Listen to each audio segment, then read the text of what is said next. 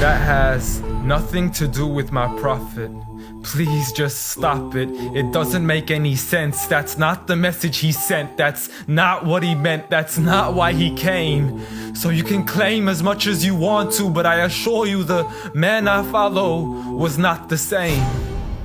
See, I know a man who forbade the cutting down of a plant, who even spoke against those who had burnt an ant. So why is it that I simply can't understand how we claim to follow the same man?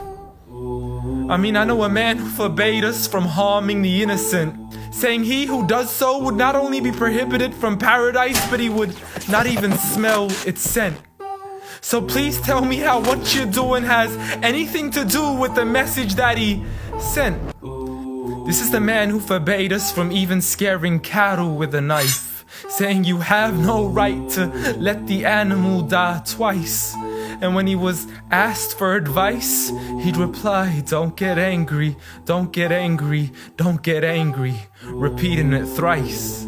See, I know a man who called to patience first, even to those who had treated him the worst. And when he was asked to invoke Allah's wrath, he said, I was not sent to curse, but rather as a mercy to the earth. Matter of fact, the entire universe, meaning everything that was made. See, this is a man whom the clouds would rush to shade, a man to whom the trees would sway and the birds would flock to seek his aid. For they knew he was a man of justice, a man who would never betray, a man who could be trusted even by those who had wanted him slain. See, Anas bin Malik served him for 10 years and not once had he heard him complain.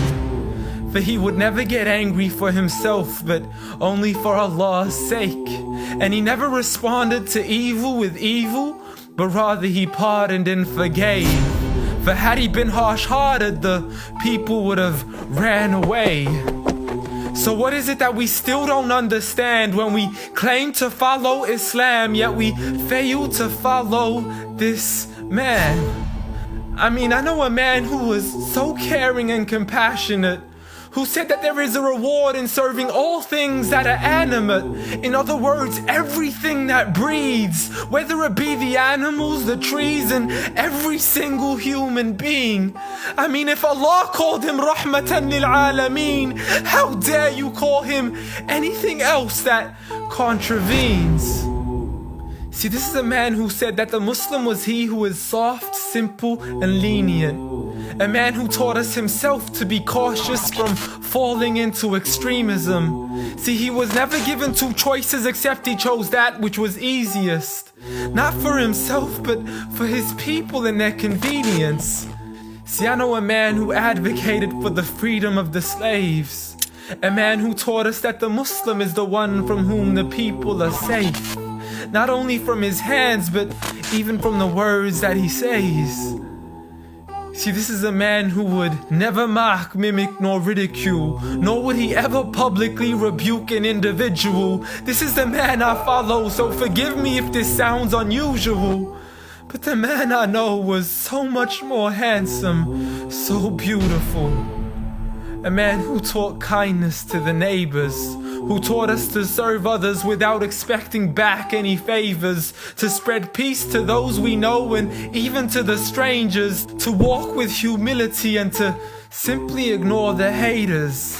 But nevertheless, I know a man who still taught us to stand up for the oppressed, from the men, women, and children who call out to us in distress. I know a man who taught us to fight for these people, but by no means does this mean we have the right to transgress.